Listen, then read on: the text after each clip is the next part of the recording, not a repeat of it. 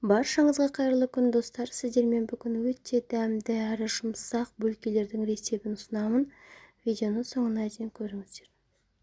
Құрамына керекті заттарымыз жылы су, жылы сүт, ұн, қант, жұмыртқа, кішкене сода, ашытқы, сары май. Ең алдымен ыдысымызға жылы сүтімізді, жылы суымызды және де ерітілген сары майымызды, қантымызды салып, жақсылап араластырып аламыз.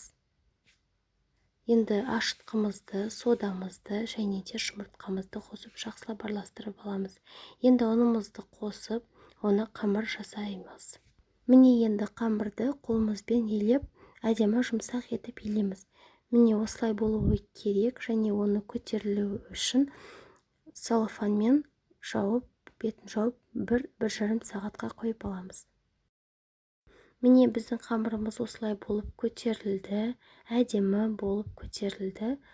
1-1,5 сағаттай тұрды. Және де осылай дөңгелекше етіп, бәрін дайындап аламыз. Міне осылай болуы керек. Енді оны целлофанмен бетін жауып көтерілгенін күтеміз. Міне қамырымыз көтерілді. Енді қамырымызды алып, бірінші форманы жасап аламыз.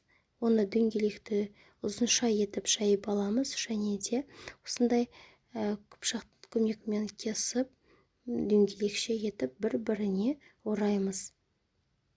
Міне видеодағындай бір-біріне ирелек қылып орап аламыз, және де оны дөңгелекше етіп бір-біріне жабыстырып аламыз. Міне осылай болып шықты.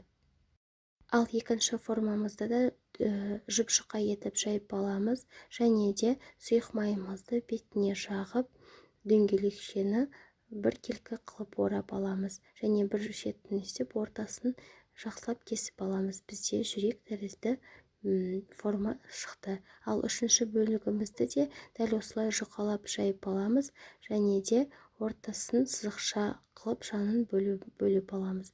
Салмасына қойытылған вареную сгущенканы салдым. Енді оны орап, улитка тәріздес орап аламыз. Енді онымызды дайын тұрған пергамент қағаздарымызға орналастырып шығамыз бөлкелерімізді, және де пешке салудан алдын целлофанды бетін жауып, бөлкелеріміз көтерілуін күтеміз. Міне бөлкелеріміз көтеріліп дайын болды. Енді оның үстіне жұмыртқамызды жағып аламыз. Міне жұмыртқамыздың үстінен қантымызды сеуіп аламыз. Міне бөлкелеріміз әдемі болып пісті. Мен 180 градусқа 35-40 минуттай пісіріп алдым. Енді піскен бөлкелерімізді тәрелкемізге салып аламыз. Сіздер де жасап көрсеңіздер болады. Өте дәмді әрі жұмсақ, оригинал рецепт.